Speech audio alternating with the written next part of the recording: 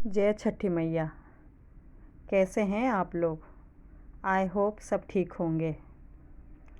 आज मैं बताने जा रही हूँ छठी मैया की महिमा। छठी मैया की महिमा जितनी भी बोलूँ उतना ही कम है। छठी मैया कोई अलग नहीं, जो सब जानते हैं दुर्गा माँ, लक्ष्मी माँ का ही रूप है। और ये सोचना गलत है कि ये बिहार के लोग का ही ये पूजा होता है।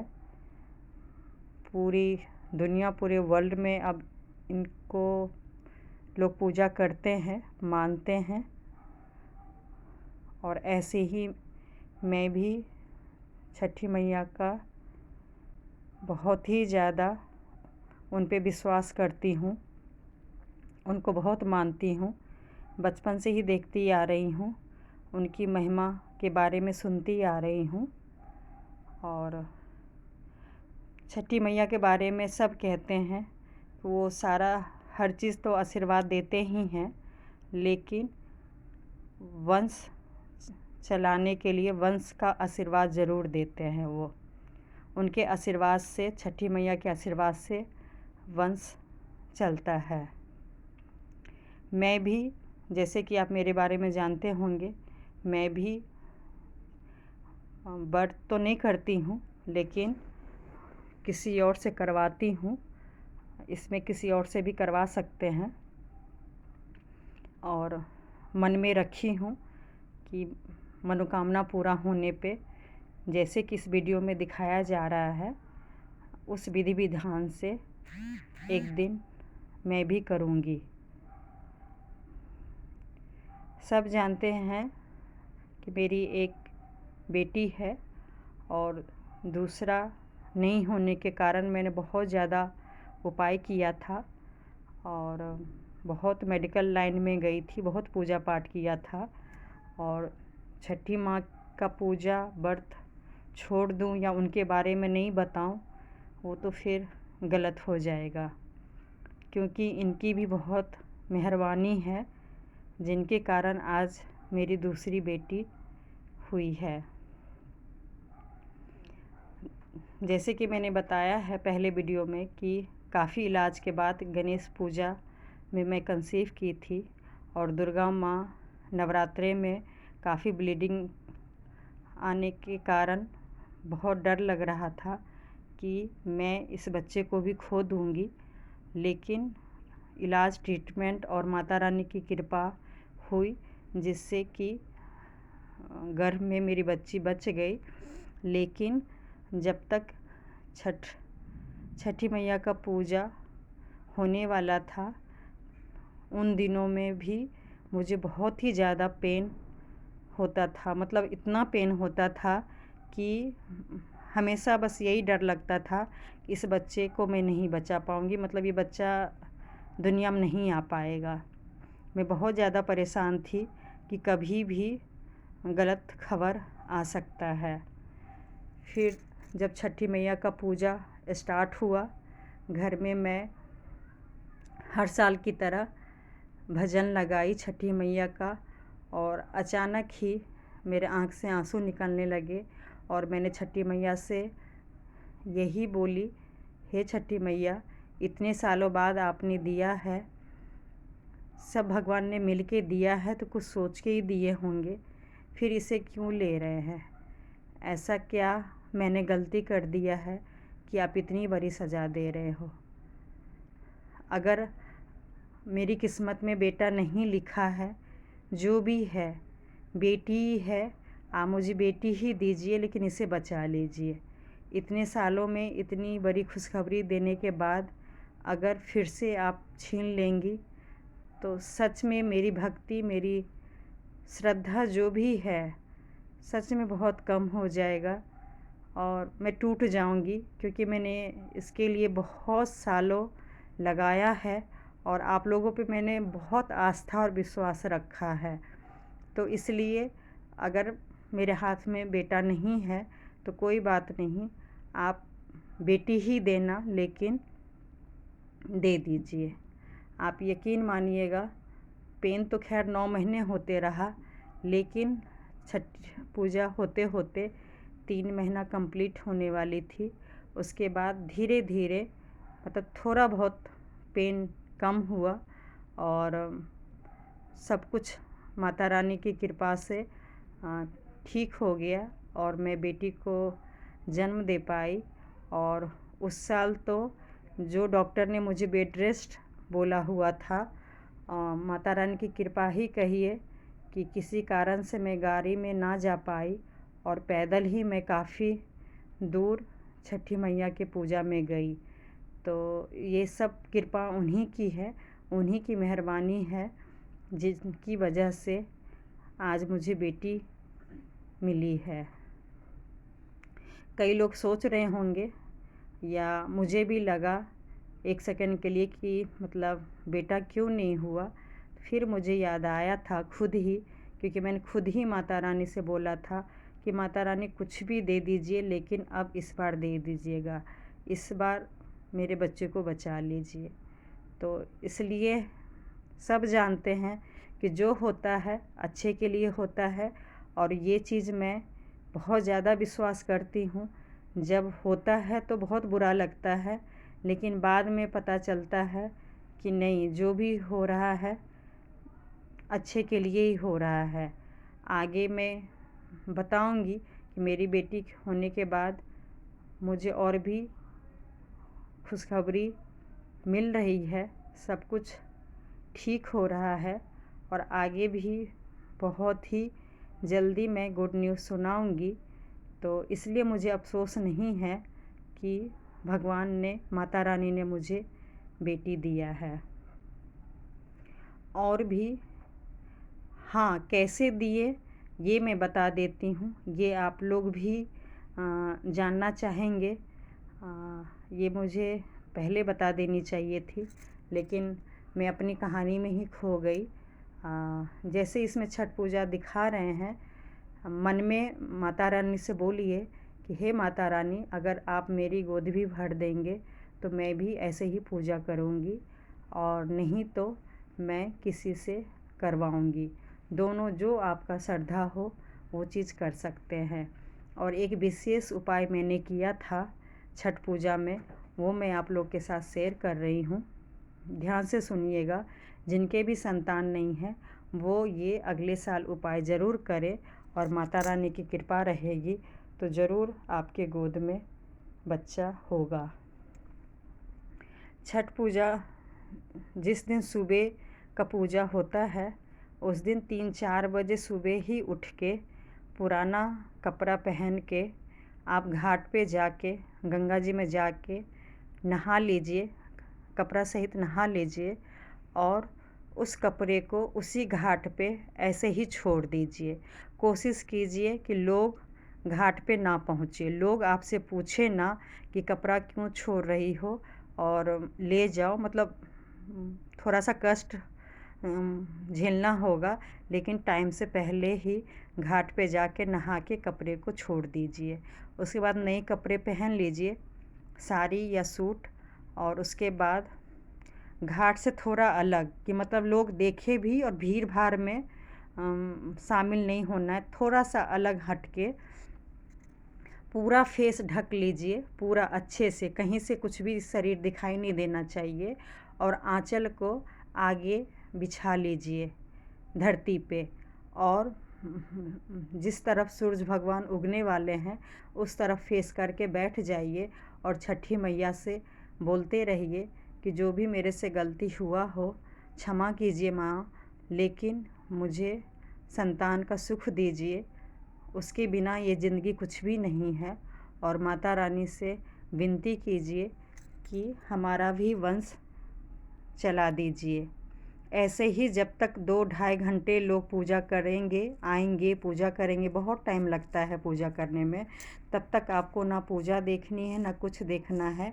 ये तप है, ये तपस्या है, और ठंड में आपको 2-3 घंटे, जब तक पूजा करके लोग जाने ना लगे तब तक आपको वहीं पे बैठना है। और जब लोग जाने लगेंगे और आपको देखेंगे सब कुछ ढक के मांगते हुए, तो सब समझ जाएंगे कि आपको माता रानी छठी मैया की प्रसाद की ज़रूरत है। और कोई ना कोई आपको प्रसाद देंगे, पैसे देंगे, और अगर किस्मत में बच्चा लिखा होगा तो नारियल भी देंगे। और नारियल अगर कोई दे दिए तो बहुत ही अच्छी बात है। फिर तो कहते हैं गोद भरना तय है। और मैंने भी ऐसे ही कुछ किया था और मुझे भी नारियल मिला। और देखिए आज मुझे गोद में बेटी भगवान ने दिया है। तो आप लोग ये मत सोचिए बेटा और बेटी, क्योंकि वो देखिए भगवान के हाथ में नहीं है। हमारे कुछ पिछले जन्म के कर्म होते हैं जो हमारे हाथ में लिखा है। भगवान भी, ऊपर वाले भी वही देंगे जो हमारे हाथ में लिखा हुआ है, उससे ज़्यादा नहीं देंगे। लेकिन हमें तो ये भी नहीं पता था ना कि 17 साल बाद भी बेटी होगी। लेकिन हाँ, मैं कोशिश बहुत की, ट्राई बहुत की, मेहनत बहुत की। इलाज में, पूजा पाठ में मैं बिल्कुल कमी नहीं की। मेरी उतनी ही श्रद्धा भाव बढ़ती गई। और आज देख लीजिए वो जुनून, वो आग। मैं कई वीडियो में बताती हूँ कि अपने अंदर कुछ भी हासिल करना है तो वो जुनून और वो आग जलाइए और कोशिश कीजिए, तो ऊपर वाले भी पक्का साथ देंगे। जैसे मुझे माता रानी ने साथ दिया है, ऐसे ही आप लोग को भी साथ देंगे। जो भी वीडियो देख रहे हों, अगर आपके रिलेटिव, दोस्त, फ्रेंड किसी के भी अगर संतान नहीं है, एक भी बच्चा नहीं है, तो आप ये उपाय उनको ज़रूर बताइए, ये वीडियो शेयर कीजिए। और यकीन मानिएगा, नहीं भी कुछ आता है, जैसे मैंने बोला है बस वैसे ही कीजिए। और बस मन में बोलिए कि जैसे वीडियो में लोग पूजा कर रहे हैं, जब सुख मिलेगा संतान का तब मैं भी ऐसे ही करूँगी या करवाऊँगी। ये व्रत ऐसा नहीं है कि आप खुद कर सकते हैं, आप आस पड़ोस में किसी से भी, रिश्तेदार किसी से भी करवा सकते हैं। ये तो मेरी बेटी होने की छठी मैया की जो वरदान है, जो कृपा है, वो चीज़ मैं बताई हूँ। ऐसे ही मेरी बेटी आई भी नहीं दुनिया में, उससे पहले ही हमारे घर पे छठी मैया की बहुत बड़ी कृपा हुई। और बेटी आने से पहले ही हमारे घर में बहुत कुछ भला करके रखी हुई थी। जैसे कि मेरे हस्बैंड को और देवर को, दोनों को ही डायबिटीज़ की प्रॉब्लम बहुत ज़्यादा था। तबीयत बहुत ज़्यादा ख़राब रहती थी और आँख में बहुत ही ज़्यादा मेजर प्रॉब्लम हुआ। मैं तो दिल्ली एम्स में इलाज के लिए गई थी। कंसीव नहीं हो रहा था, इस वजह से मैं एम्स गई। लेकिन अचानक मुझे अपने हस्बैंड का रिपोर्ट वगैरह देना था, जिसके कारण मैंने काफ़ी चेकअप करवाया, तो उसमें हस्बैंड का बहुत ही मेजर प्रॉब्लम निकला। और सारे टेस्ट होते होते मतलब काफ़ी डायबिटीज़ का इलाज हुआ, हर चीज़ का इलाज हुआ। और फिर एक दिन अचानक आँख में प्रॉब्लम निकल के आया। वो चीज़ भी बहुत मतलब ऑपरेशन करना पड़ा।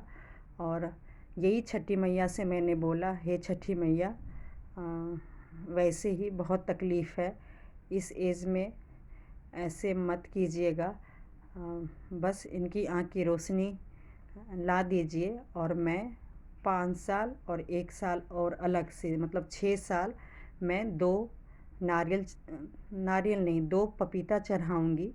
और वो माता रानी की कृपा कहिए, इनका ऑपरेशन सक्सेस हुआ। और आज भी मैं वो पपीता किसी से पूजा करवा रही हूँ, मैं खुद नहीं कर रही हूँ। 6 साल मुझे चढ़ाना है। यानी कि आप लोग को भी कष्ट बोलना नहीं चाहिए, लेकिन लाइफ में कुछ ना कुछ कष्ट होते ही हैं। अगर एक्सेस कोई परेशानी आप लोग के लाइफ में हो जाए तो आप बस छठी मैया से बोलिएगा, हे छठी मैया, ये कष्ट दूर कीजिए। और मैं 6 साल कुछ भी फल अपनी श्रद्धा के अनुसार कुछ भी फल मैं चढ़ाऊँगी। और विनती कीजिए कि ये कष्ट माता रानी बस हमारी ज़िंदगी से दूर कर दीजिए। और यकीन मानिएगा, माता रानी की कृपा रही तो ज़रूर वो आपका कष्ट हर लेंगी। और जैसे आपने वादा किया है उस हिसाब से आपके रिलेटिव, नेबर, कोई भी अगर ये पूजा कर रहे होंगे उनको फल दे दीजिएगा, जो भी आपने फल बोला है, और वो पूजा कर देंगी। जिनके लिए भी आपने बोला है उनका नाम बस बोल देना है कि ये फल मैंने उनके नाम से चढ़ाने के लिए बोला है। तो यकीन मानिएगा, कोई मना नहीं करते इस पूजा को कि हम नहीं करेंगे। ऐसे ही ठीक 1 साल बाद मेरे देवर को हुआ वही, मतलब डायबिटीज़ की प्रॉब्लम और आँख में प्रॉब्लम। मतलब कोई भी साथ नहीं दे रहे थे, सब लोग मतलब मना कर रहे थे कि नहीं, एम्स में नहीं करवाओ। और सब लोग खिलाफ़ थे, यहाँ तक कि मेरे हस्बैंड भी खिलाफ़ थे कि नहीं, जो मतलब नेचर है सबका, वो तुमको अगर कुछ रोशनी नहीं आया तो तुमको काफ़ी उल्टा सीधा बोलेगा, और मत ये सब चीज़ में पड़ो। लेकिन यकीन मानिएगा, मैं ये सब पे विश्वास नहीं करती हूँ। मैं एम्स में क्योंकि बहुत धक्के खा चुकी हूँ, बहुत लोग मुझे जानते थे, और उन लोग की हेल्प से मैंने देवर का भी आँख का ऑपरेशन करवाया। और यही छठी मैया से जब ऑपरेशन हो रहा था तो मेरे घर से कोई भी लोग नहीं थे, सिर्फ मैं थी बाहर और देवर अंदर, और मैं अकेले यही छठी मैया से मैं बोल रही थी, हे छठी मैया, मेरी लाज रखना। सब लोग खिलाफ़ थे, लेकिन फिर भी मुझे विश्वास है आप पे और ये एम्स के डॉक्टर पे, और ये जो लोग भी मेरी मदद कर रहे हैं ये लोग काफ़ी अच्छे हैं। और बस आप कृपा करना और मेरे देवर का भी आँख का रोशनी सही सलामत दे देना। और जैसे मैं अपने हस्बैंड के लिए 2 पपीता आपके छठ पूजा में चढ़ाती हूँ, वैसे ही देवर के लिए भी 2 पपीता 6 साल चढ़ाऊँगी। और यकीन मानिएगा, वो देवर जो मुझे कभी भी शादी के बाद से ही कभी भाभी तक भी नहीं बोले, और अगल बगल के लेडीज़ को प्रणाम करना, भाभी बोलना, लेकिन पता नहीं क्यों शादी के बाद से ही मेरा और देवर में कभी रिश्ता रहा ही नहीं। क्यों नहीं रहा, ये शायद मरने के बाद ही पता चलेगा कि ऐसा क्यों। लेकिन मैंने कभी भी अपना फ़र्ज़ निभाने से नहीं चूकी, क्योंकि मुझे ऊपर वाले छठी मैया पे और सब भगवान पे भरोसा था। और आँख ही नहीं, डायबिटीज़ भी 400-500 इतना बढ़ा हुआ रहता था कि मतलब बहुत ज़्यादा खतरा, एक्सेस खतरा। और उन सब का इलाज भी एम्स में जाके करवाई। तो मैं मजाक में बोलती भी थी कि चलो मेरा दूसरा बच्चा होगा या नहीं होगा, लेकिन देखो अगर बच्चा हो गया तो कितना लक्की बच्चा होगा कि धरती पे आने से पहले ही अपने पापा और चाचा का जो तबीयत इतना ज़्यादा ख़राब था वो ठीक कर दी। आँख में इतना मेजर प्रॉब्लम था, वो भी पहले से ही मतलब ठीक कर दिए। तो चलो, अगर बोनस मेरा बच्चा मिल गया तो ठीक है, लेकिन उसकी वजह से मैं एम्स गई और दोनों भाई को कम से कम मेरी थोड़ी सी कोशिश से और ऊपर वाले की कृपा से सब ठीक हो गया।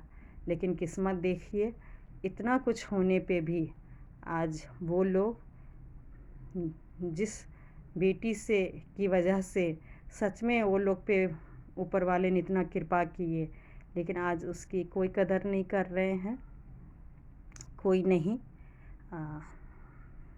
सब अपना अपना कर्म करे, मैं बस यही कहूँगी। और आप लोग जो भी छठ पूजा का ये वीडियो देख रहे हैं, हे छठी मैया, आप सब उन लोगों पे कृपा करना। और मैं बस यही कहूँगी, छठ पूजा में जितनी श्रद्धा हो उतना प्रसाद चढ़ाइए। कोई भी पूजा हो, जितनी आपकी कैपेसिटी हो उतना प्रसाद चढ़ाइए, और कम से कम अपना यूज कीजिए, कम से कम खाइए। और जितने लोगों को आप दे सकते हैं, जितने लोगों को, मतलब अमीर से ज़्यादा जितने आप गरीब लोगों को देंगे और अगल बगल जितने लोग को देंगे उतना ही आपको ऊपर वाले भला करेंगे। ये पर्सनली मेरी बहुत ज़्यादा एक्सपीरियंस है। मैंने किसी को नहीं देखा कि लोग इतना मतलब भर भर के देते हैं। मैंने बस यही देखा जो मॉल में पार्टी मनाते हैं और बहुत अपने ऊपर खर्च करते हैं, वो 5-10 रुपये भी दूसरे को प्रसाद नहीं देना चाहते हैं। लेकिन ये पर्सनली मेरे अंदर पता नहीं कहाँ से आया और ये चीज़ पे मैं बहुत विश्वास करती हूँ और लोगों को जितना हो सके मैं उतना प्रसाद देने की कोशिश करती हूँ। शायद इसलिए ऊपर वाले मेरे ऊपर इतना मेहरबानी करते हैं, क्योंकि मैं ये सब के लायक नहीं हूँ जितना ऊपर वाले मेरे पे मेहरबानी करते हैं। तो मैं यही कहूँगी कि मन से पूजा कीजिए, जितना श्रद्धा हो प्रसाद बाँटिए और लोगों को खिलाइए। माता रानी ज़रूर आशीर्वाद देंगी।